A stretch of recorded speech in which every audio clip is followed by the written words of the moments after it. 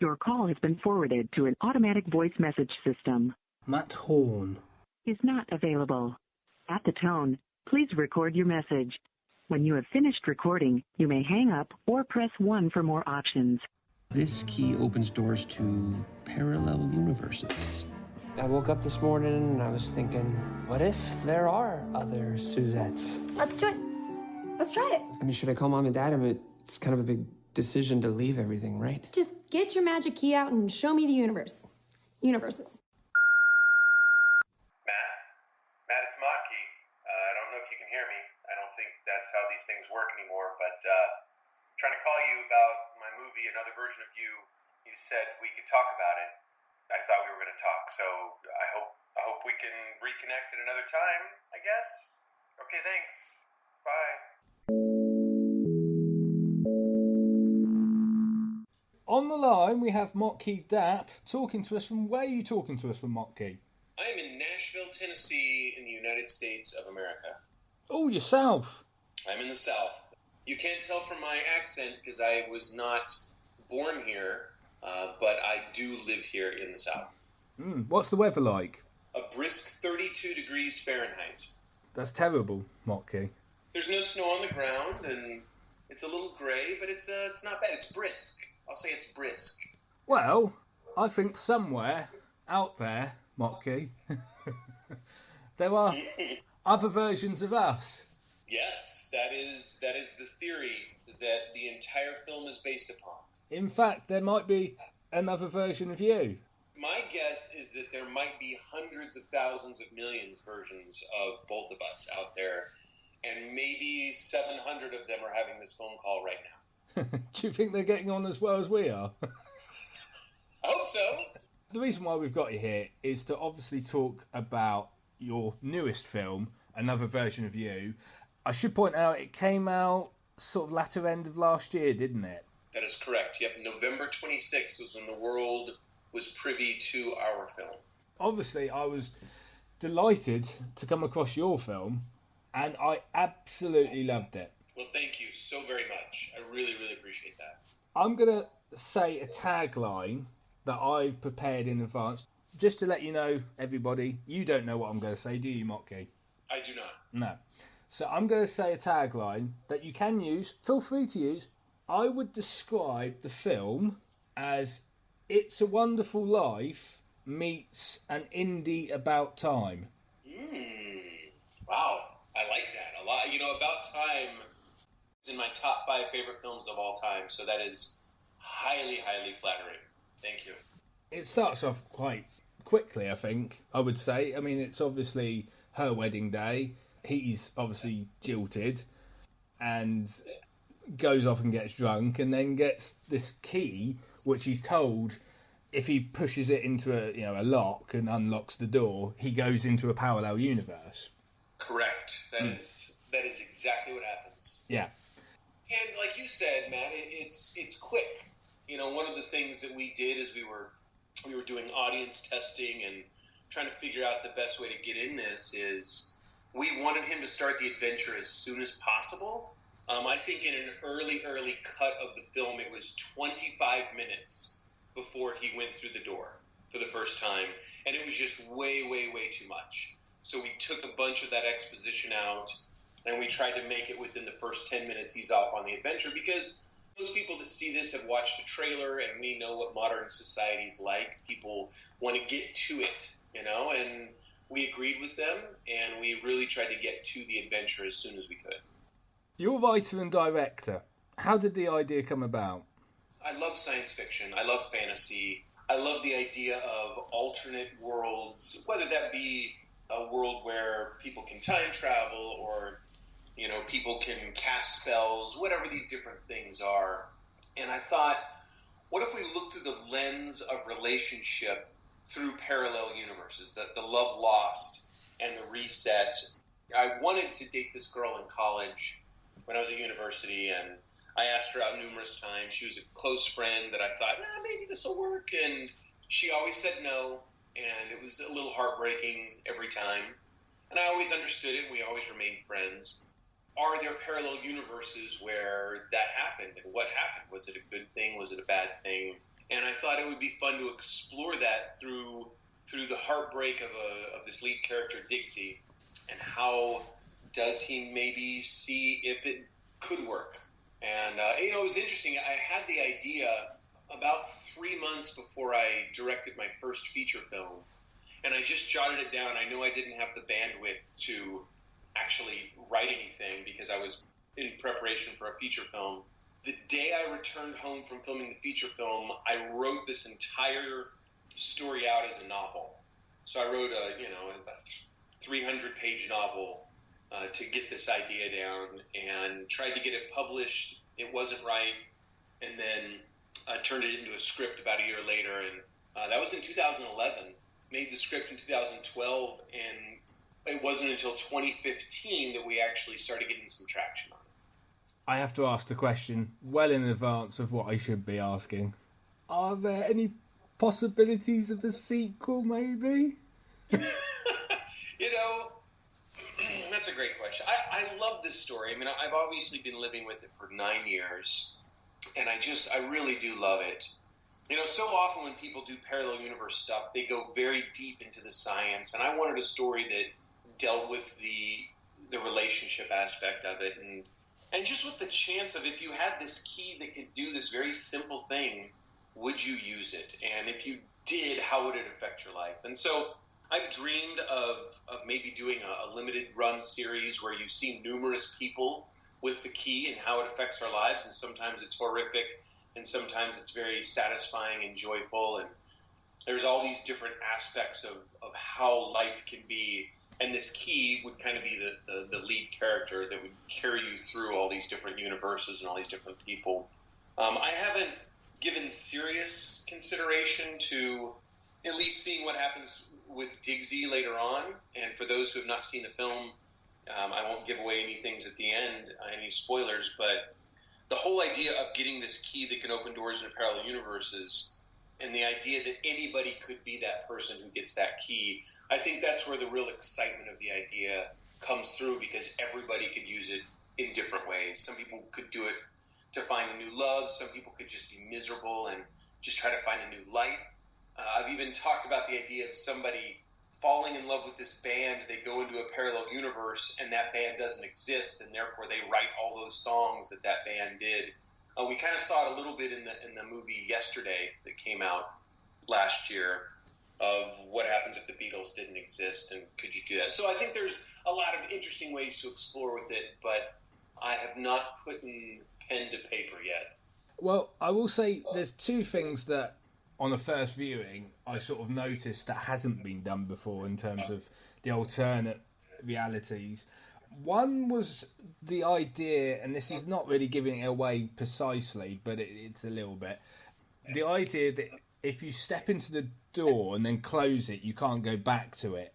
And then there's also added to that certain characters step into the door and then they can't get back, or he throws them into it and they can't get back. Right. Which has never been done before. And the second thing, and this is sort of going on a bit of a, not controversial, but it's an interesting thread nonetheless, is the fact that actually there's a sort of a bit in the film where it turns out, I'm not going to give anything really away here, but it turns out that one of the main leads is actually potentially in the other alternate reality, not the current one, that she is potentially bisexual or lesbian. I'm not sure which. And obviously, yeah, that's never talked about in any sort of parallel alternate universe kind of thing.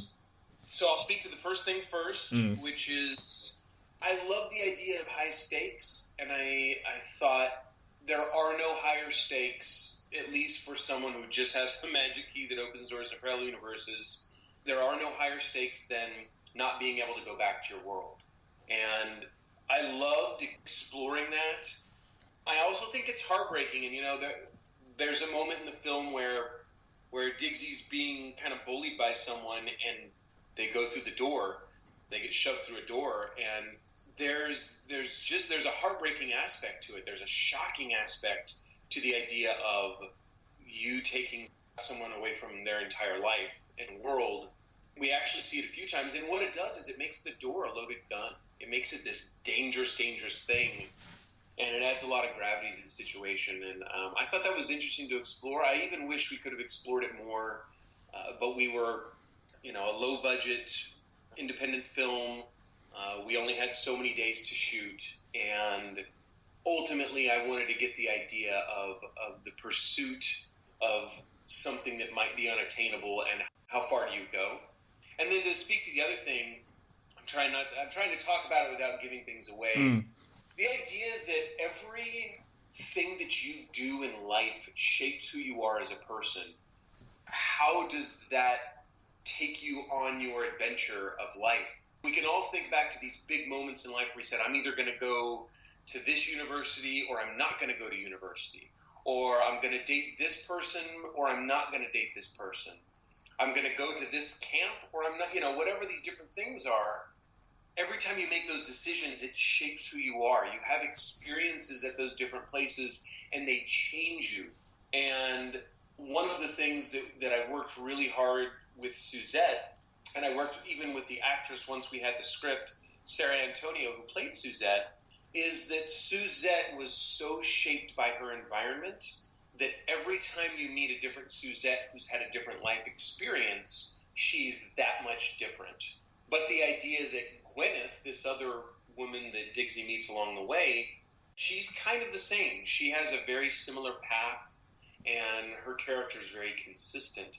And just to show that some people can be swayed very much by their environment, and some people are more of that nature. Their whole nature is, I'm going to kind of be this person no matter what you do to me. And I thought that was an interesting thing to explore, and just to see in two different people that were kind of the object of Diggsy's affection. I actually hadn't seen it that way, but actually now I'm thinking about it. Yeah, there is a sort of a similar Gwyneth in each reality, isn't there?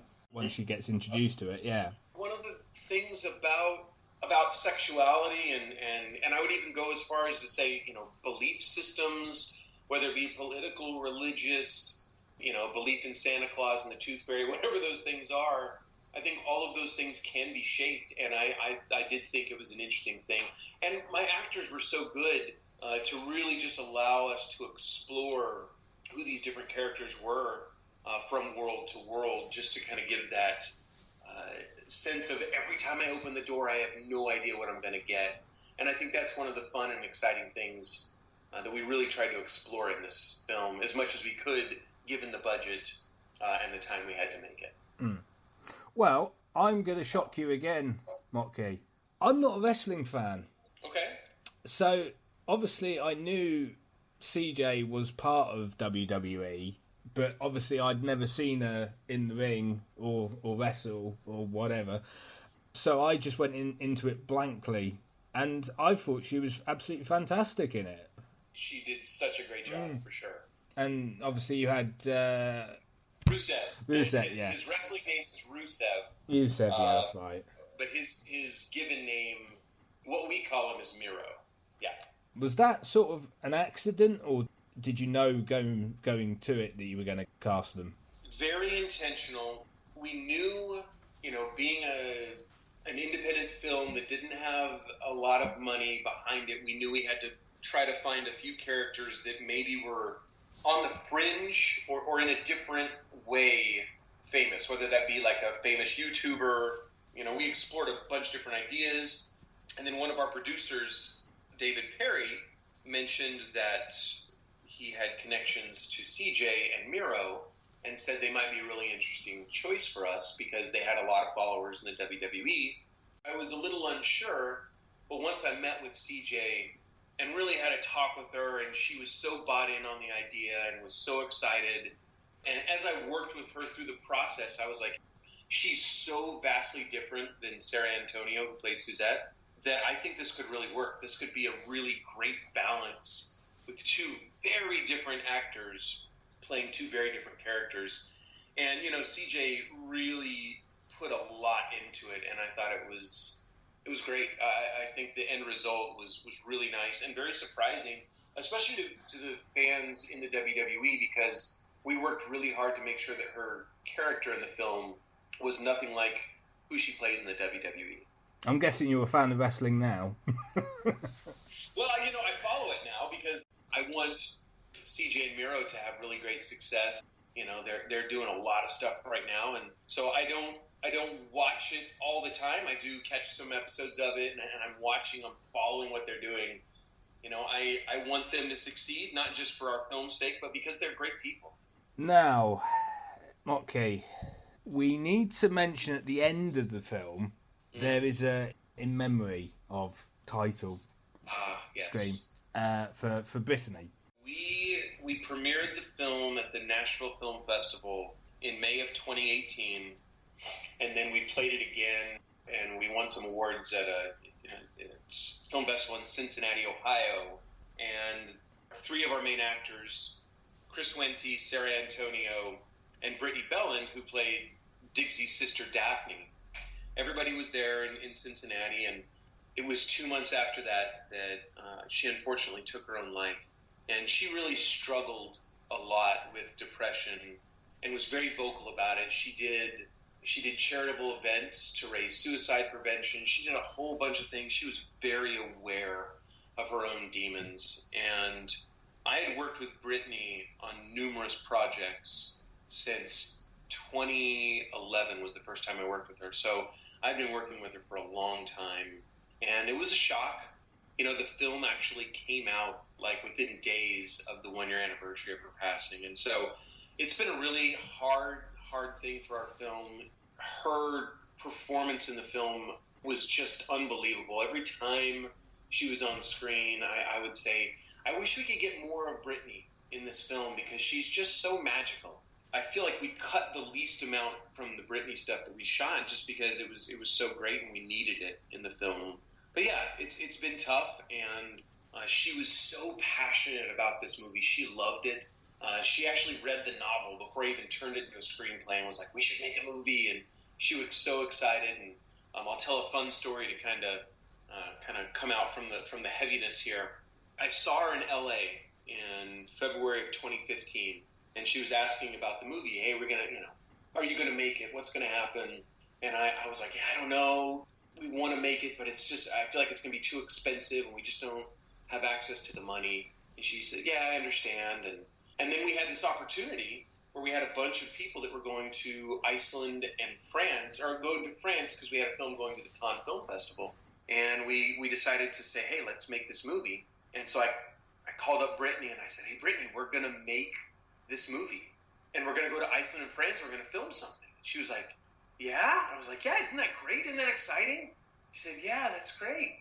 And I go, do you want to play Daphne? And she lost her mind and started screaming and yelling and was so, I mean, she was the most excited. She was as excited as I was to be making this film. And it was just one of the most lovely, wonderful experiences of my life, of my filmmaking life, to be able to go to Iceland and France and film some stuff with a bunch of people that I loved. And Brittany was just a champion. She was a huge champion of the film, and I'm so glad she got to see it a few times. I think she saw it 3 or 4 times, before it came out. So I'm really happy that got to happen. So really, first casting choice. Yeah. And actually, when I wrote the novel, I had just worked with her for 3 weeks, and so when I wrote Daphne, I have a feeling that there was a part of Brittany that was with me, and I think she was always meant to be Daphne. It was a no-brainer that she was going to be my Daphne from the moment we decided to make the film. Are there any sort of anecdotes you can share about the production of the film? I can. I'm trying to think of ones that maybe I haven't talked about before. So we made the film. 85% of the film was shot in Nashville, Tennessee, and we had a lot of really amazing crew who helped us make the film here in town. And I remember on day one, we were filming some of the lesbian elements of the film. There's this scene where Digsy is dancing with some ladies, and then the ladies seem to be a little interested in one another. And some of the crew that we hired were pretty conservative people, because we live in the South, and it's just a thing. And I remember looking at one of the crew members who was just one of the sweetest guys, and I just saw this look on his face like, what have I gotten myself into? As we just had all of these quasi-intense scenes of these two, and it's not graphic, but it was just kind of this moment where he's like, what movie are we making right now? And I talked to the guy a few weeks later, and he was laughing about it. And he said, yeah, I hadn't even read the script. I just got hired on, and I was thinking, what is this movie? And so that was kind of a fun, interesting moment for a lot of us. And I had to kind of go up to him and be like, hey, you okay, man? I know this is a little outside of your world. So that was interesting. Also, about day 5 of shooting in Nashville, there was a person who lived across the hall from where we were filming, and we were filming in this kind of cool apartment complex. And it was condos, so everybody owned their condos. It wasn't like anybody was renting. And we were filming in the hall, we were filming in this room, and the woman across the hall was absolutely livid that we were there. And she was banging and making noise and causing a ruckus and saying she was going to call the cops. And, you know, it was the only time we really had that kind of fervent animosity toward us as we were trying to make something. And so, you know, some of the worst shots in the film were from that, because we couldn't light it. We had to be really quiet when we were filming, and we got minimal takes. You know, I know productions face that kind of stuff all the time, but, you know, we had some of that. We also had a workout studio right next door, and they were filming a, quote, YouTube video, exercise video, while we were filming. And their music was bleeding through the walls. And so there's a few scenes in the film where we had to try to write our own music to try to cover up this it was happening next door. So that was fascinating as well. Also, I'll give one more. In December of 2015, we'd already filmed a bunch of stuff. My lead actress who played Suzette, Sarah Antonio, told me in September that she and her husband were going to try to start having children. And we obviously couldn't recast Suzette, and I found out in January that she was pregnant. And we still didn't have funding yet to finish the film, and she said she was going to start showing probably in mid-February. And so the last weekend of February, we got full funding, and we could not film until October, because she was showing and she had to actually have the baby before we could film. So we actually filmed a few scenes while she was very pregnant in June. They're in the film. If you watch the film, you will see her, and she's got this giant pregnant belly. That's because she was actually pregnant, and we actually got some film of that, which is great. And then the baby that is in the scene in the coffee shop where the woman hands him the baby, that is actually the baby that she had. That is her child. So it's kind of fun that it came full around, that we got to see the baby in the belly, and then we got to see the baby on the screen. And then one more story. We filmed a bunch of stuff in Iceland. I mean, we filmed for 5 days in Iceland, and we cut almost everything. Like, almost everything we shot in Iceland did not make the film. So we have an 8-minute scene, 8-minute section of the film. It's 4 or 5 scenes, and we cut all of it from the film because it interrupted the pacing. And so one day, and hopefully soon, we'll put that out there as some bonus footage on the film, because it's a great scene, and I really love it. It's a great segment. It's one of the Suzettes that he meets along the way, and it was a huge fight. I think we fought for 3 weeks over it, because a couple of us wanted to keep it in there, a couple of us did not want it to be in there, and the people who did not want it in there were right, because it did kill the pacing, but I'm sad that was not in there, because there's a lot of great Brittany Bellin stuff in there, and I would love for the world to see it, because it's a lot of fun. I mean, you could save it for another version of you too. I like the return to that. That's very good. We wanted it to cause conversations and get people's brains going, and it's fascinating, because I've even talked to several people who were involved in the film, and I say, and we've been asked, if you had a chance to use the key, would you use it? And it's fascinating how everybody's answer is so vastly different of why they would, or how they would, or if they would. I will say one thing, shockingly, for you, Motke, I love Diggsy. Yeah? Yeah. Great. It's great. Yeah, and Chris, who played Diggsy, he was so in. I mean, he was in every single scene of the film.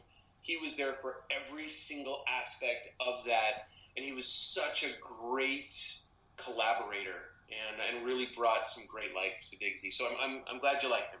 I do like his attire, though. Oh, it's a great outfit.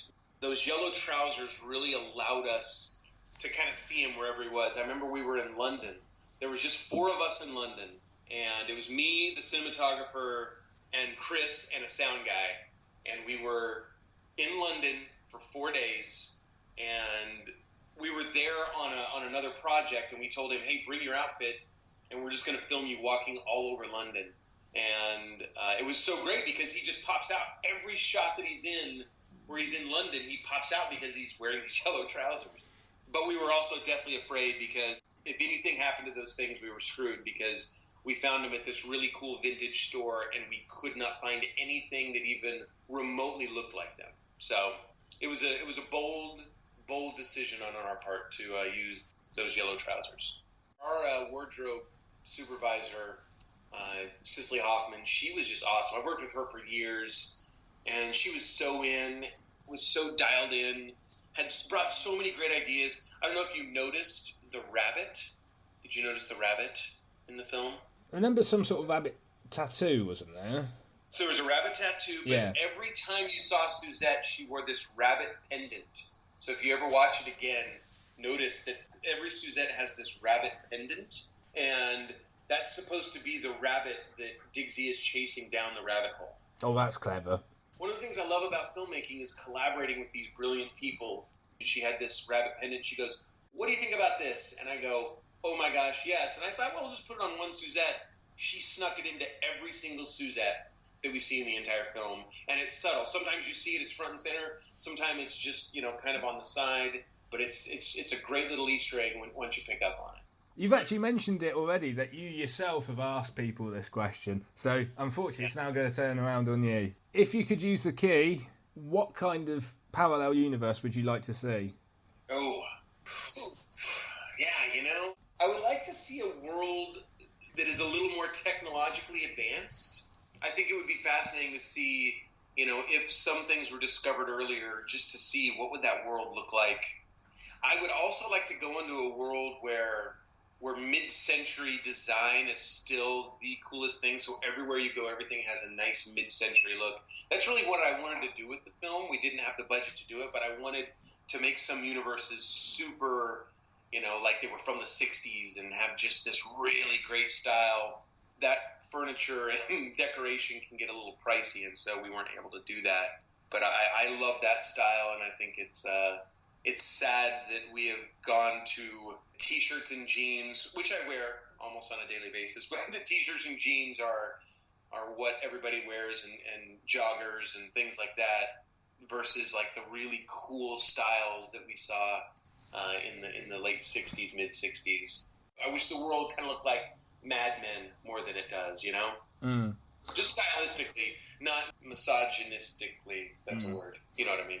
Well, the other interesting thing is obviously I've read the reviews, and a lot of people have compared it to sliding doors. But now that you've mentioned that, I'm actually sort of now thinking in my head, why the hell did I not mention sliders in this? Oh, the sliders, right? Yeah. Once again, I mean, that one has more of that sci-fi grit. A show that actually really influenced me, which I'm re-watching right now, and I don't know if you've seen it, is the show Fringe. I've heard of it. Oh. It was what J.J. Abrams did after Lost, and it holds up really well, but it has some parallel universe stuff in it as well. Around 2007, I think, is when that show came on, and I came up with this in 2011, so I would have to think that some of that did bleed into my brain as I was writing this. Here's hoping for a TV series. That would be great. I would love it. I want a Brit in there somewhere. Yeah. That's what this film's missing, is some Brits. Thank you. Love it. We actually filmed some stuff in Chinatown in London, and we had some dialogue, and we couldn't use it because we didn't get signatures. We didn't get clearance from the people, and so our legal team said, nope, we can't use that footage. That was a bummer. We would have had actual Brits in the film had that been the case. So. Well, obviously, we're rapidly approaching the end of the interview, quite quickly, Motke. Quick question. what made you want to get into directing and writing in the first place, and what advice would you give to people wanting to pursue it? I come from music. Music is my background. I was a musician, played a lot of different instruments, was in rock bands. I wanted to make a Radiohead-esque band. I was never really able to get there, but I loved trying. And I was also a graphic designer. So you mix the music and then the visuals of the screen, and filmmaking was a really interesting choice to try. It's all over England. I think there's several different ones that happen there, but it's all over the United States, all over the world. It's a competition called the 48-Hour Film Project, and you get 2 days to make a film. So in 2007, I directed my first film. Really wanted to try it, see if I could do it. Enjoyed it, and then started doing it every year until I started to realize that you can make films not on just that one time a year, and you can do it anytime you want. That kind of eased me into it. It was a very low-risk opportunity to go and make a film for 2 days and then be done. And once I got the bug, I couldn't let go of it. It was this beautiful culmination of music and visuals. And then I started to realize I really love working with actors and collaborating with the cinematographers and all these different people and aspects of the thing. And I was writing novels before I was making films. And the thing I love about making films over writing novels was that idea of collaboration, was seeing what a beautiful idea that somebody else had on top of my idea that maybe felt mundane, and they add this beautiful goodness to it. If you do want to get into writing, directing, it's good to find some collaborators. And my biggest secret, that's not really a secret, is I constantly try to surround myself with people who are better than I am in everything. If I can do that, it's going to elevate me. It's going to make me work harder. There's a synergy to doing that. And so I'm always looking for really amazing collaborators. And that's kind of my biggest advice, is to find really good people. And then the last thing, as a storyteller, if you want to get into writing, is, try to tell good stories. Don't just make sketches. Try to find a good story that has intention and conflict. And one of my big things is I always try to have some sort of resolution, something that leaves you with this beautiful taste in your mouth at the end. And it doesn't have to necessarily be positive. It can be something kind of dark or sad or heartfelt. It doesn't have to be happy and smiley, but just something that means something to you when you come on the other side of it. Obviously, it's January. And January is usually the time roundabout where they do Oscar nominations. Yes. Oh, yes. Yes. Any ideas? I think some of the award ceremonies we've had have probably given us some good glimpses into what will probably happen. Like Joaquin Phoenix is winning in every award thing he's in.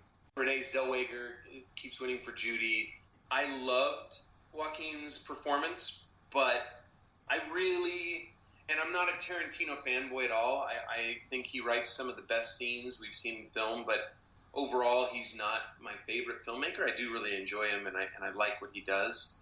But I really think what Brad Pitt and Leonardo did in Once Upon a Time in Hollywood, just from an acting standpoint, I really thought was great. I thought Leonardo showed so much breadth, from heartache to bravado to comedy to, anger. He showed all these great emotions, and I thought it was a really great performance. And I don't know if it's better necessarily than Joaquin's, but I'd be curious. I honestly, with all of my heart, I hope that Parasite wins Best Film. Parasite is easily my favorite film of the year, and it's actually in my top of the decade. I just think it's such a great movie. And I really enjoyed Jojo Rabbit. I don't think it's going to win anything, but I thought it was such a beautiful blend of comedy and tragedy, satire and heartache. I just loved that tension, and I would love for it to win something. I just don't know if it will. I think Parasite is the most complete film that we saw this year, and I'm really a champion of that film. I cannot wait to see it again. Well, I'm going to give you a 1 minute plug, Motke. Okay. To plug another version of you, or me, or you. And anything else you've got coming up this year. So, okay, here we go. 1 minute plug. Another version of you is a film about a guy who's been in love with a woman almost his entire life. She marries another guy and he's heartbroken. And he gets an opportunity to go into other parallel universes to find another version of her who might love him back. It's a film of self-discovery and of the consequence of our choices and actions, and of trying to become better people, which it's one of the things that I hope all of us are trying to do. And I think it's tough to do, and I hope that this film will encourage people to take a good look at what they have and to realize that wherever you are, you can make good decisions and good choices and find the place in life, hopefully, that you want to get to without going into parallel universes. But until that point, here's a fun way to escape and watch someone else blunder their way through universes in hopes of finding romance. And then maybe, in fact, finding something else. So that's the plug for the film. For me, I'm just making commercials and paying the bills as best I can. And I'm writing. I'm trying to get some films made. And I hope to be making another feature film soon. I've got a few that are bubbling and getting some momentum. Would you say that you're sort of more inclined to sci-fi, or is it a general mixed bag? Yeah, I like sci-fi fantasy stuff. I like the escapism it provides. I've got a science fiction time travel film that has been optioned by a producer, and we're trying to get that funded. I have a film with some kind of urban magic stuff that I'm working on now. It's a horror film. I'm excited about that one. And I have a film, a screenplay about a girl who teleports whenever she has emotional spikes. It's kind of a Booksmart meets Unbreakable. Well, as a final note, Motke, because I left this until the last bit, because I found it to be the most funniest thing I'd ever seen put to film ever. Okay. Oh, I'm ready. I'm excited. And it is in your film. I never knew strip karaoke existed. Yeah, it's something I made up. I don't know where it came from, but I thought that could be a really fun game that I've never seen anywhere. And yeah, strip karaoke, right? I felt sorry for Chris because I was thinking I'm probably going to have to interview him at some point. And then I suddenly thought, how on earth can you act drunk and sing at the same time? Because the singing is awful. Here's the great thing. He just improv'd all that. There was no music. We did all the music in post to match what he was singing with. And so he's just singing stuff. Chris is a great improver, and so I just gave him free rein to kind of just have fun with it. And we probably filmed for 15, 20 minutes of him just riffing and, CJ riffing on some stuff and them playing and having fun together. And for those who have not seen the film, it's a very lighthearted, PG-13 thing. It never gets too risque. It was a delicate balance of trying to make sure that it looked fun and it looked provocative without being gross, But it was fun. It was such a fun scene to film, for real. Well, Motke, it's come to the end of the interview. I'm sad, but I do have things I have to do, and I'm sure you do as well, Matt. But I really, really, really appreciate this time. This has been a fun conversation, and I wish it could have gone on for another couple hours, but then everybody would turn us off, and they would not want to listen to us anymore. In a parallel universe, I think our other cells probably finished 20 minutes ago. I don't know. Me too. Yeah. Well, Motke, thanks very much for your time. Matt, I really appreciate it, and I hope you have a great day. Bye-bye now. See ya.